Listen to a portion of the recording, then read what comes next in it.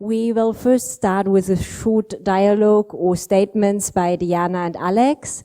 Then there will be a fishbowl discussion. It would be nice to have, like, from all the different poster groups, one person sitting here. So we have one for the transformations, one for the TD, one for the water, and one for the ecosystem services. And we have an open chair. And the idea is, and 4 people will sit here, and we will start with a discussion or with some questions. And of course, it might also, you want to join in. So you can either take the open chair or you go to the person that belongs to your poster group. You tip on the back and say, okay, I jump in and you go out. And then you take over the discussion. So that's the basic idea. Now I would like to give the word to Diana and Alex and ask them to join me here in this wonderful circle of chairs.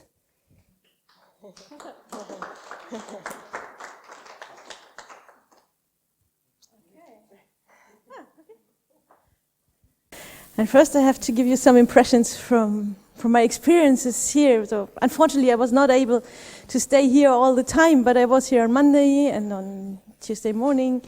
And today there was a very intensive day, and I'm really impressed what I see here, because it's a high diversity of ways thinking about and working with and working in transdisciplinary research modes. And I think that's one thing that perhaps might not be so clear, at least in my talks I gave. There are some ideas developed at ISOE and otherwhere where what I've presented, and there's a huge discourse about what is transdisciplinarity about, and what is a good quality, and what should we aim for, and so on. And I think against the background of the diversity, what I saw is, throughout the poster session, for example, there are so many ways to conduct it. And I think we can provide you with a kind of framework, with ideas, what could be your way for conducting or for acting within transdisciplinarity, so to say. And but it's not a kind of gold standard.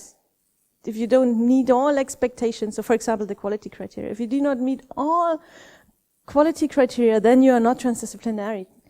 That is not true. There are so many ways to work with it, to pick only up one aspect or two, and to bring this sincerely forward.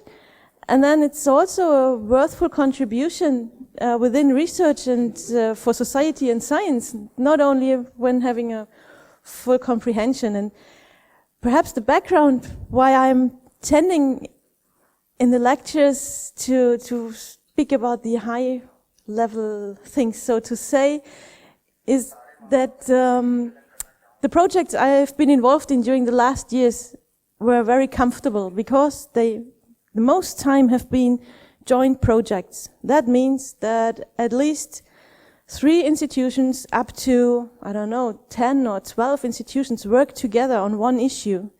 And that means that at least 5 to 30, 40 people work together in one project.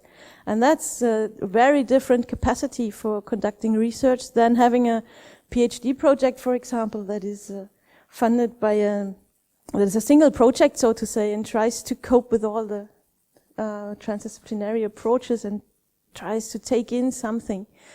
And so my impression is that reflecting on transdisciplinarity should be also reflecting about what I'm heading for. Not only looking what others say, but what is the way adequate to my possibilities and adequate to the problem I have at hand. So that there could be ways. So that would be my first reflection on transdisciplinarity. That was the headline of this session today. Thank you very much.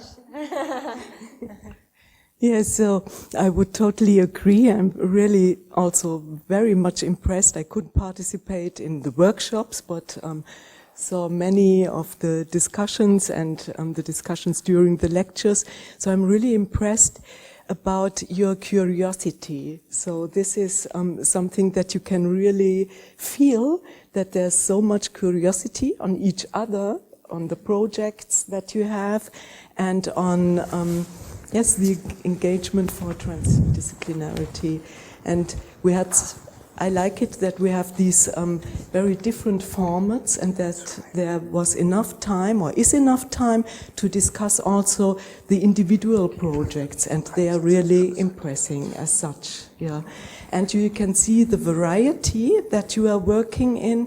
I mean, all of you are qualifying in more or less with your work, but in different kinds. Some of you have bachelor, some the master thesis, or PhD, which is the majority, but we also have these postdocs, so we bring in together much experiences with transdisciplinarity, and we all learn a lot, I think.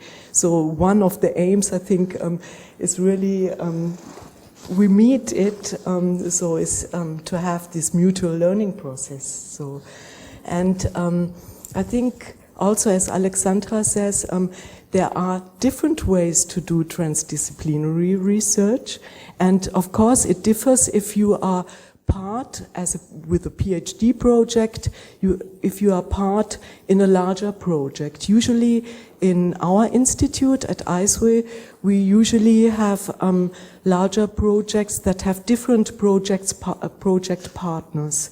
And if you want to qualify, it is possible to qualify, but this could mean, for example, that there are also disciplinary parts, and you can qualify with your transdisciplinary project in a disciplinary sub-project. So there's no, so it's a combination of different kinds of work. It's disciplinary, inter and transdisciplinary. So, and here are many junior, some members of the junior research groups. We discussed in our workshop about the quality, that transdisciplinarity is something that needs time. So I think this is something very important, that if you do transdisciplinary research, it usually is not done during 2 years, for example. So this was one first impression. Yeah. Just let me add one thing, because you said transdisciplinarity needs time. And I think, so the people I know that work in transdisciplinarity, there's also another thing. You need your own experiences. Mm-hmm. You can't transport all the struggles you have or all the success you have within a paper or a book, so that those experiences can be transported. So you need a kind of knowledge about methods, for sure, that is written down in books, or for good ways how to conduct a project, but then comes reality, and then things begin to be vague, and you become perhaps unsure, and that's a process you have to go through. And even after 20 years of transdisciplinary research, you always will have those situations where you become unsure and do not know, was the idea the right one I had, or was it not? Should I change this job? And I say, no, not yet.